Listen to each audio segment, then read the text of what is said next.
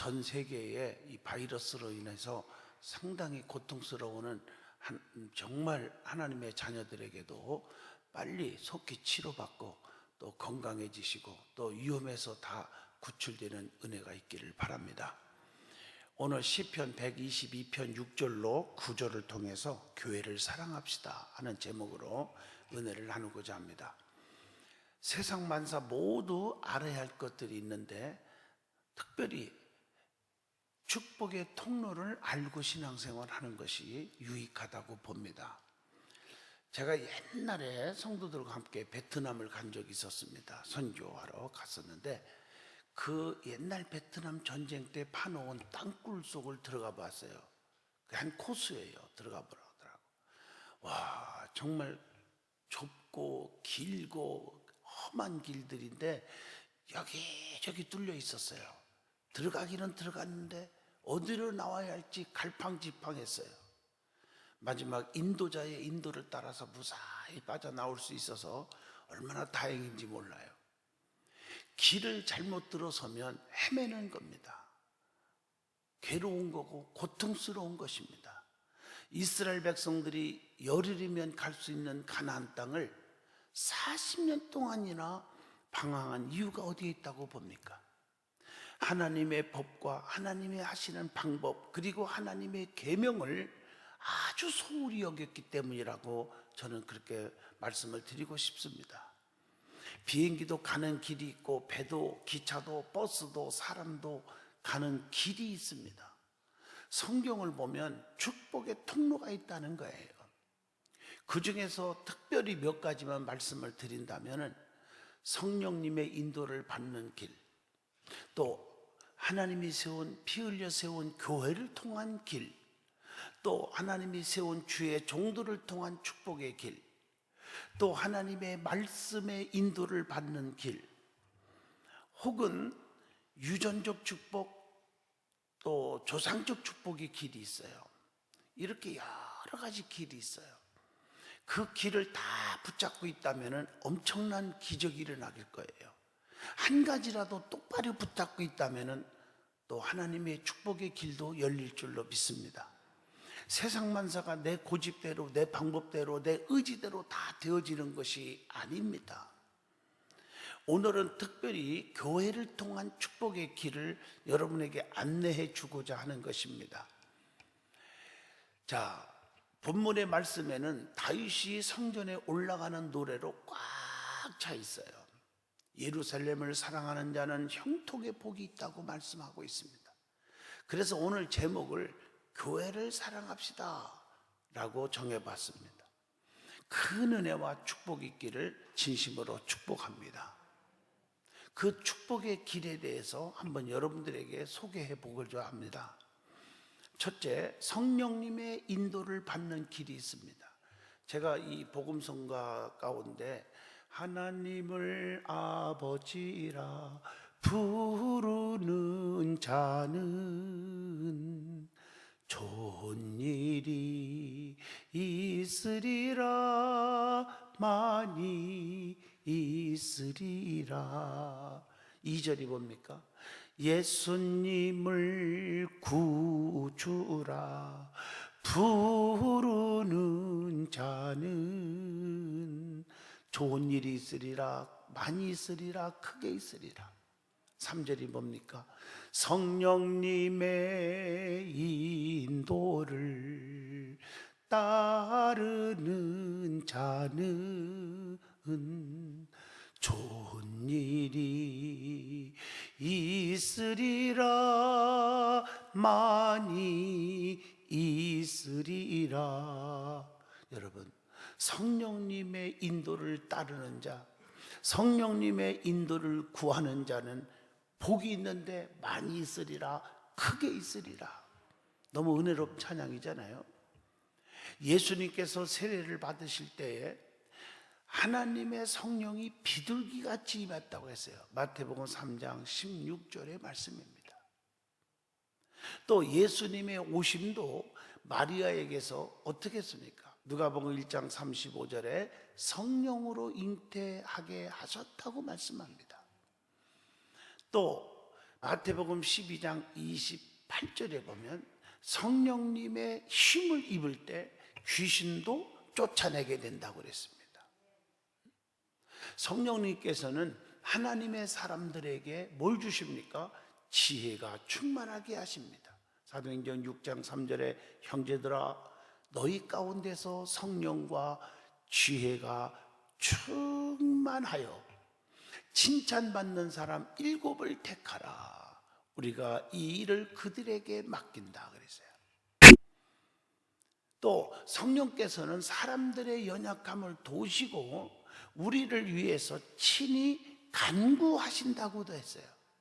로마서 8장 26절에 성령도 우리의 연약함을 도우시나니 이렇게 말해요. 우리는 마땅히 기도할 바를 알지 못하나 오직 성령이 말할 수 없는 탄식음으로 우리를 위하여 친히 간구하시느니라.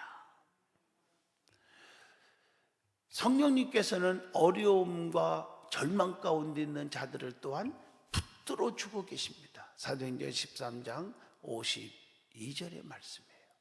지금도 붙들어 주고 있어요. 두 번째 축복의 통로가 있는데 이게 뭐냐? 주의 종을 통한 축복의 통로가 있어요. 길이 있어요. 신명기 21장 5절 봅니다. 네 자손 제사장들도 그리로 갈지니 그들은 네 하나님 여호와께서 택하사, 하나님이 택했고요, 또 자기를 섬기게 하시며 하나님을 잘 믿게 한단 말이에요. 하는데 도와준단 말이에요.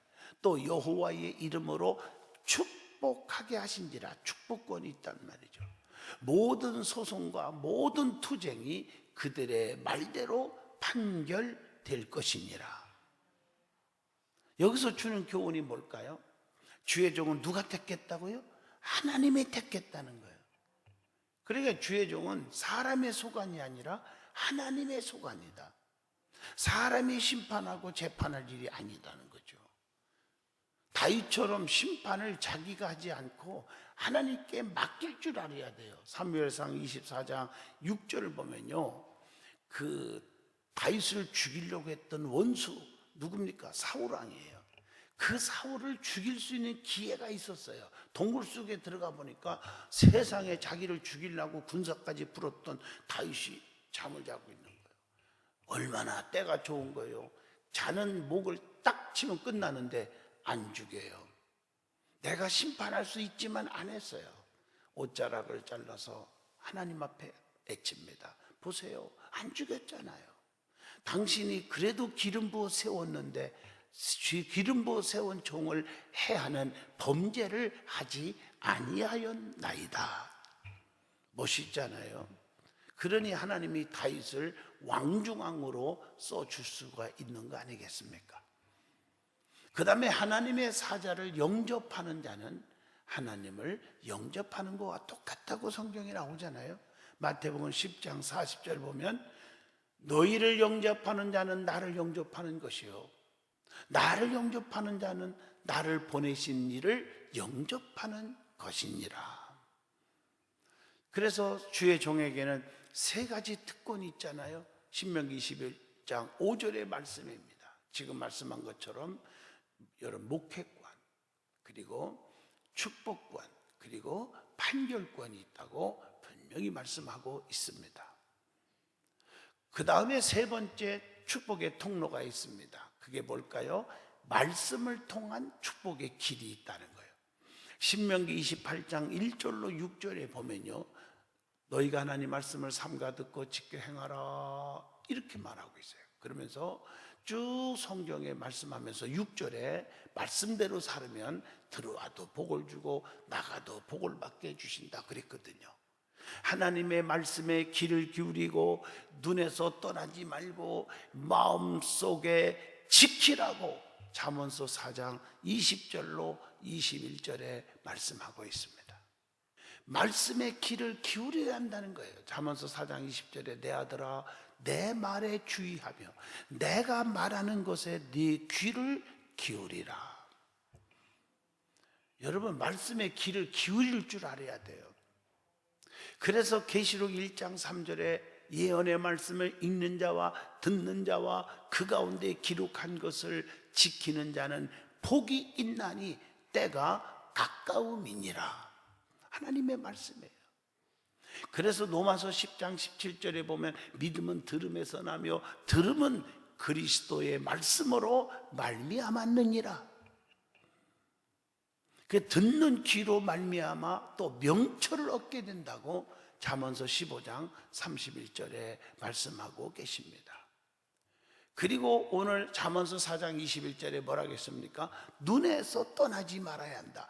말씀이 눈에서 떠나지 말며 내 마음속에 지키라 이랬거든요. 눈이 하나님을 향할 때 시편 25편 15절에 뭐라 하겠습니까? 내 눈이 항상 여호와를 바라보면 내 발을 그물에서 벗어나게 하실 것이니라. 설명이 필요 없잖아요. 시편 141편 3절에 뭐라 하겠어요? 여호와여 내 입에 파수꾼을 세우시고 내 입술의 문을 지켜주소서. 여러분, 입 때문에 사람을 잃고 시험 들고 상처받는 경우가 너무 많은 것입니다. 우리의 마음속에는 오직 뭘 지키라고요? 잠언서 4장 21절 다시 읽어줄게요. 네 눈에서 떠나지 말게 하라. 말씀을 네 마음속에서 그 말씀을 지키라. 마음속의 말씀을 지켜야 한다는 거죠. 하나님의 말씀을 마음에 두지 않으면 뭐가 옵니까? 출애굽기 9장 21절 22절에 화가 임할 것이다. 또 시편 37편 31절 보면요, 하나님의 말씀이 얼마나 중요한지, 하나님의 법이 마음에 있으면요 걸음에 실족하지 않게 한대요. 실족함이 없으리로다 그랬단 말이에요. 네 번째 축복의 길이 있습니다. 유전적 축복, 조상적 축복의 길이 있습니다.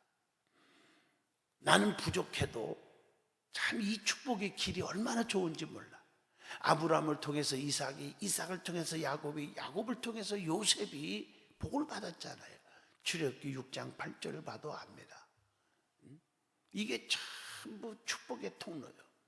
나 자신이 하나님께 또한 바로 서면 하나님이 자녀들과 우리의 삶을 책임져 주신다는 거죠. 그래서 그 말씀을 묵상하고 살으라고, 떠나지 말라고 여호수아 1장 8절에 말씀하고 있는 것입니다.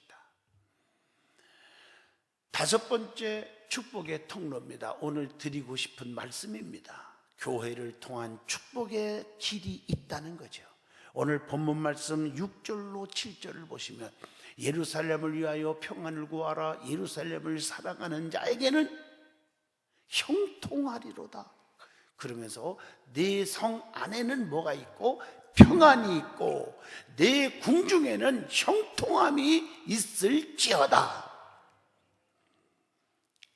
여기서 주는 교훈이 뭡니까? 교회를 예루살렘으로 불러줬잖아요. 그 당시 갈라디아서 4장 26절 보면 교회는 신령한 집입니다. 베드로전서 2장 5절에 산돌같이 신령한 집으로 세워지고 그랬어요. 또 교회는 주님이 세웠어요. 그래서 교회 생활 잘하면 하나님이 책임져 줘요. 마태복음 16장 18절에 내가 반석 위에 내 교회를 세우리니, 주님의 말씀이에요. 음부의 권세가 이기지 못하게 하리라.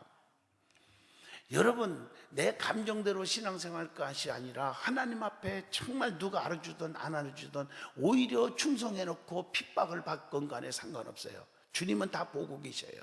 그러니까 교회를 통해서 하나님의 축복을 여러분에게 주신다는 겁니다.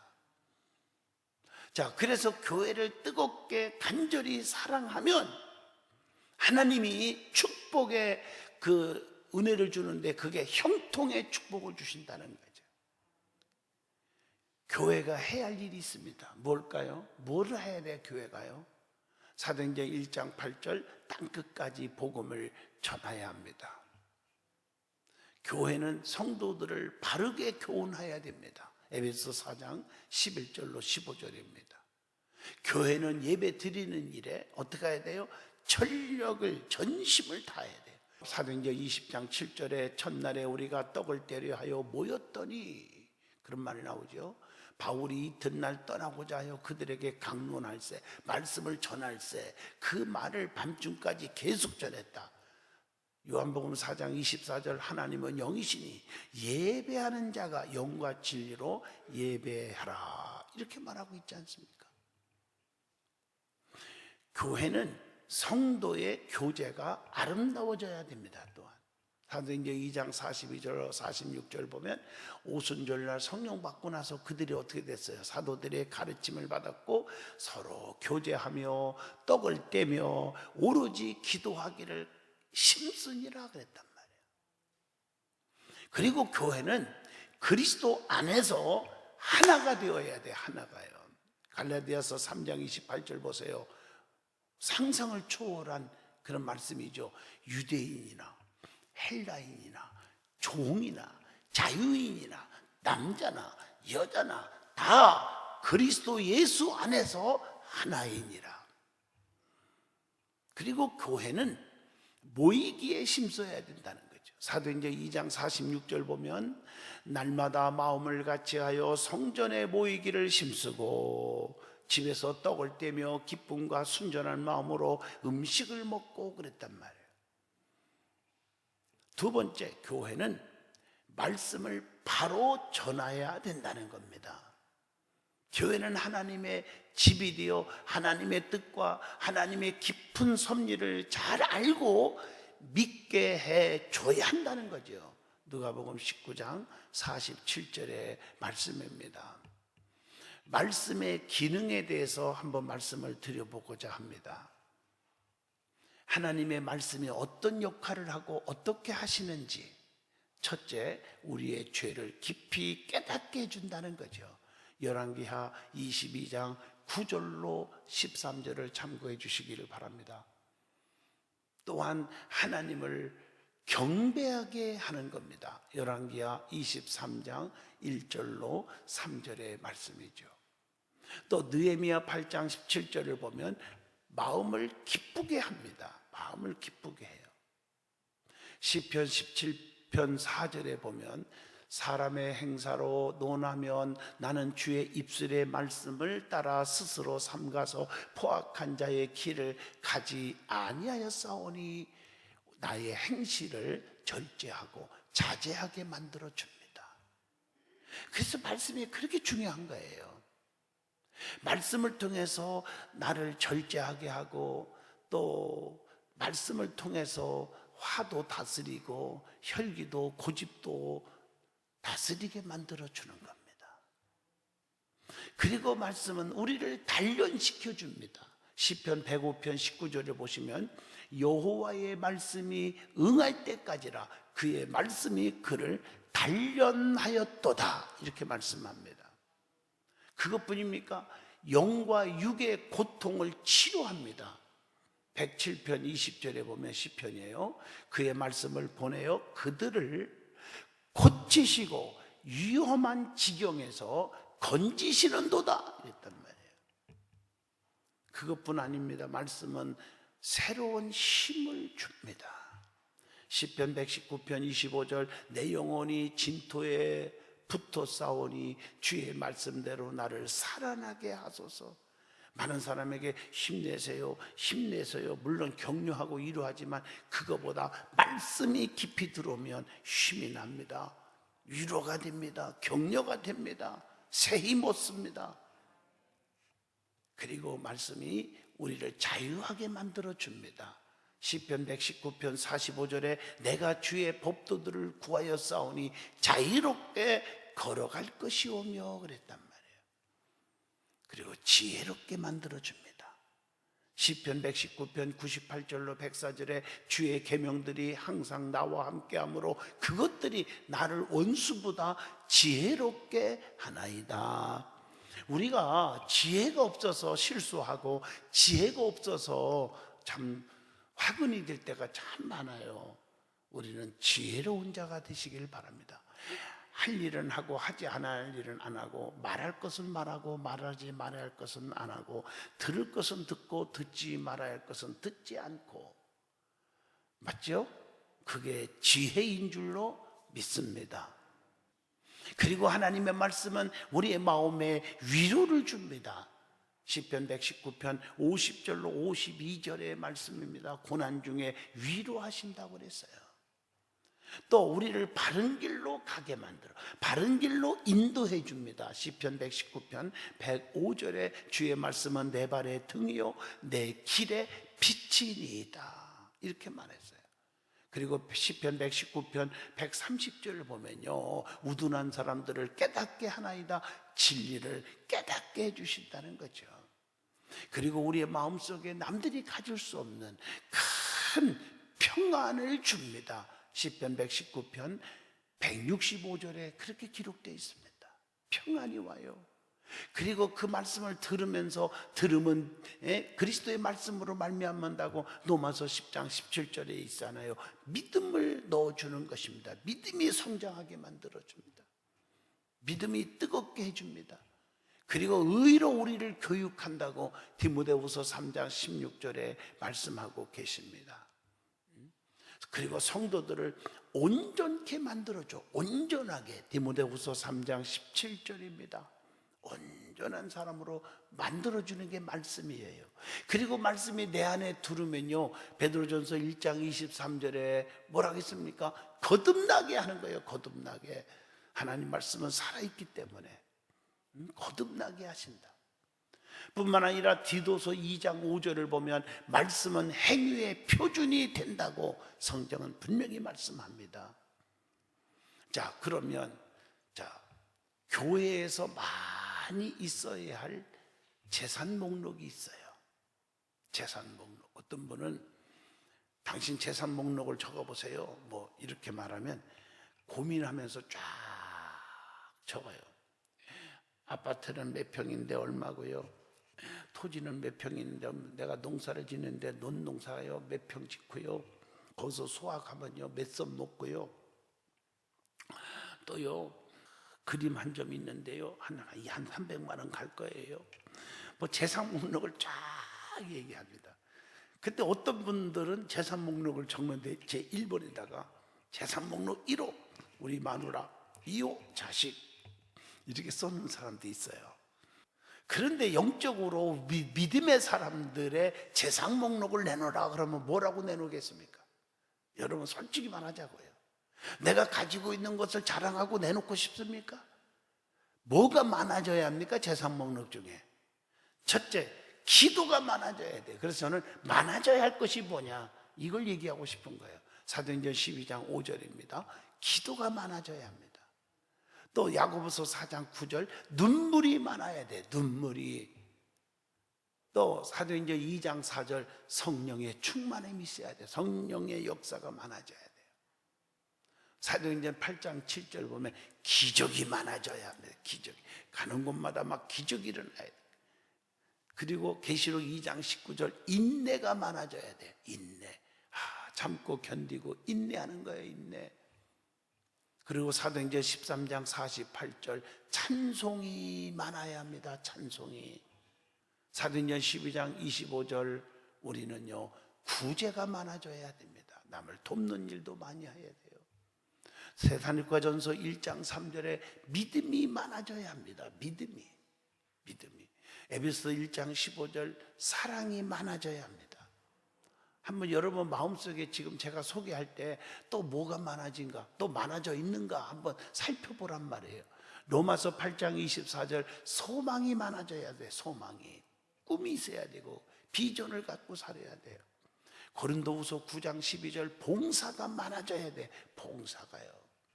주의 일 봉사할 때 힘이 납니다. 능력이 생깁니다. 자, 그 다음에 교회를 사랑하여야 한다는 거예요. 네 번째는 교회를 사랑해야 됩니다. 교회를 사랑하면 뭐가 올까? 형통의 복이 온다겠죠. 교회를 사랑하는 자가 누구입니까? 자, 오늘 본문 6절에 답이 나와요. 예루살렘을 위하여, 교회죠. 교회를 위하여 평안을 구하라. 교회를 사랑하는 자는 뭐하리로다? 형통하리로다 그랬습니다.